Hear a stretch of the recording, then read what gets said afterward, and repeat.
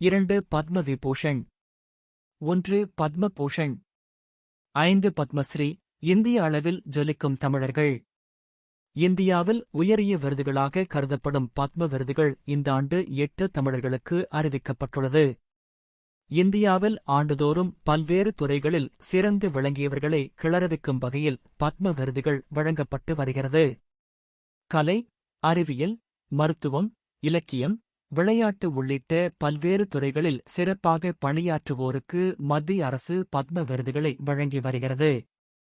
அந்த வகையில் இந்த ஆண்டும் குடியரசு தினத்தை முன்னிட்டு நாட்டின் முக்கிய பிரமுகர்கள், சாதனையாளர்களுக்கு பத்ம விருதுகளை மத்திய அரசு அறிவித்துள்ளது.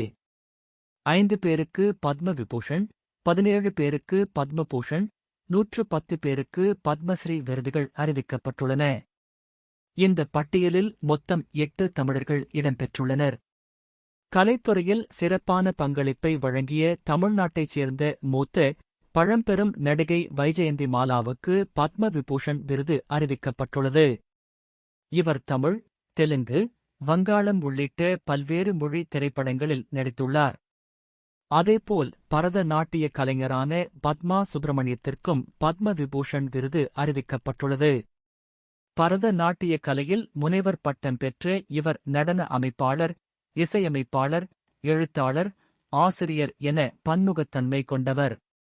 கலைத்துறையில் இவரது சேவையை குளறவிக்கும் வகையில் இவருக்கு பத்ம விபூஷன் விருது அறிவிக்கப்பட்டுள்ளது. மறைந்த நடிகரும் தேமுதிக தலைவருமான விஜயகாந்துக்கு பத்ம பூஷன் விருது அறிவிக்கப்பட்டுள்ளது.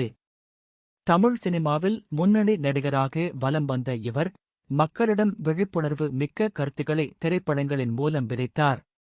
மக்களால் கேப்டன் என்று அழைக்கப்பட்ட இவரது கலைத்துறை சேவையை கிளறவிக்கும் வகையில் பத்ம பூஷன் விருது அறிவிக்கப்பட்டுள்ளது.